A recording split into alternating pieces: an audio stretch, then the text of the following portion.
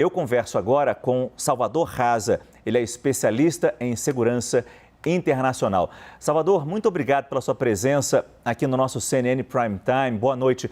Só de olhar para esses mísseis caindo ali em Kiev, a gente sabe se ele foi disparado de aviões.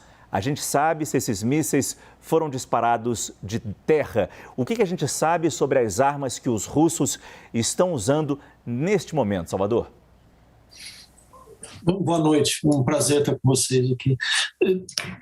Pela imagem não dá para saber se eles são de aviões ou de lançados de terra, mas se aquelas explosões foram causadas por esses mísseis, ele tem a característica de um míssil ar-superfície, quer dizer, não é uma explosão tão grande. E esse míssil lançado, sendo russo, né, ele tem as características do KH-23, chamado míssil Grom. Grom e Karen são os mísseis mais comuns, mais tradicionais que a Rússia vem usando. São mísseis de curto alcance, 10 quilômetros mais ou menos, não tem uma ogiva, né, muito grande, e tem uma boa precisão, mas não são mísseis muito precisos, né? Eles são basicamente mísseis de apoio, de ataque a determinados alvos ao solo. Tá? Então, se fossem mísseis lançados de terra, normalmente a trajetória deles é um pouco diferente, né? Ele tem uma trajetória mais balística, que a gente chama, né? A menos que seja míssil de cruzeiro, mas não parece, tá? E tem uma carga explosiva maior. Tá? Então, pelo que dá para ver, seria mísseis lançados a partir de aviões de ataque. Uhum. Eu entendo o seu cuidado ao falar se os mísseis atingiram, se as explosões foram provocadas pelos mísseis, se os mísseis foram lançados pelos russos. Eu entendo a sua preocupação em ser o mais correto possível e agradeço isso. Esse é o nosso compromisso também. Agora, a informação que nós temos é que houve uma intensificação nos combates. Houve uma maior dureza nos ataques russos, porque, apesar de Putin dizer ao contrário, a estratégia russa não estaria correndo conforme planejado. Eu queria saber a sua opinião sobre isso. São dois pontos bem diferentes. Realmente, há uma escalada do conflito, mas quando a gente fala escalar o conflito, tem três eixos de escalar. Um é o eixo já existe, então ele vai fazer uma escalada do conflito, aumentando o volume de fogo, mais mísseis, mais aviões, mais... Né? Então, isso ele escala no sentido de... mas mantendo as mesmas características do armamento. Isso é um tipo de escalada.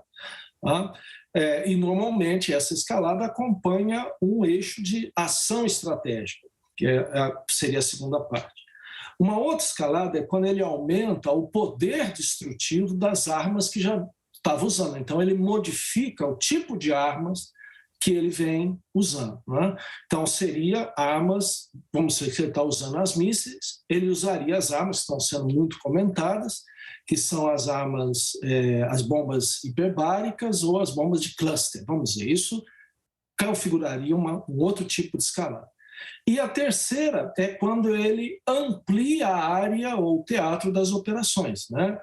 Tanto dentro da circunscrito à Ucrânia ou, eventualmente, expandindo o conflito até para outros países. Então, esse é o terceiro eixo de escalada. Então, quando a gente fala, e estamos falando, a Rússia está escalando o conflito, o que a gente observa é que ela está escalando no sentido de dentro da mesma estratégia.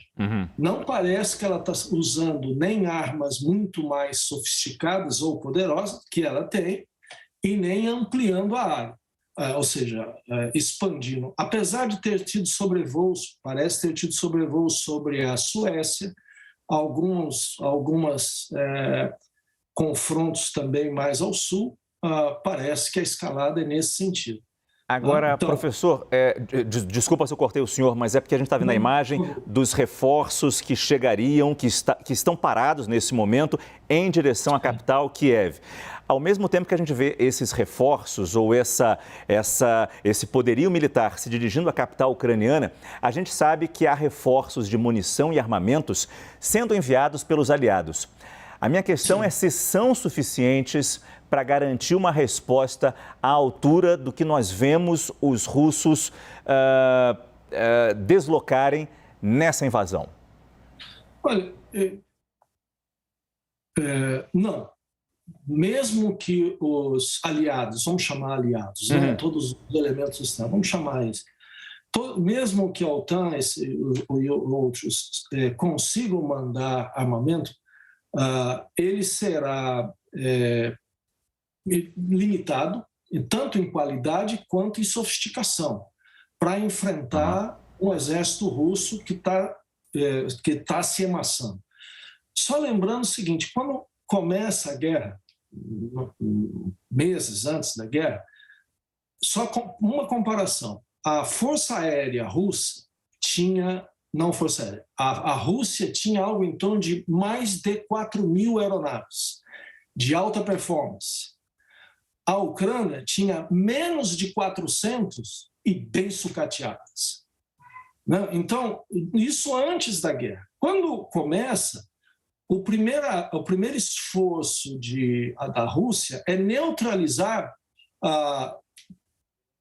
áreas de suprimento, depósitos de munição, instalações militares, centros de comando e aeroportos.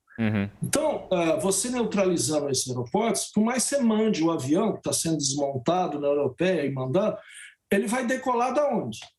Você não vai conseguir fazer o decolado das estradas, inclusive. Então, isso teria que ter uma preparação antes da guerra para isso. Então, mesmo que chegue material, não será suficiente para um enfrentamento russo com algum potencial de vitória. Será adequado para fazer resistências pontuais e ações de desgaste. Então, nesse sentido, que tá se concentrando. E estão se concentrando em dois esforços, basicamente. Mísseis antiaéreos, para não deixar que a Rússia tenha superioridade aérea, porque se ela realmente conquistar o espaço aéreo, daí não tem mais jeito. Ela já está quase para.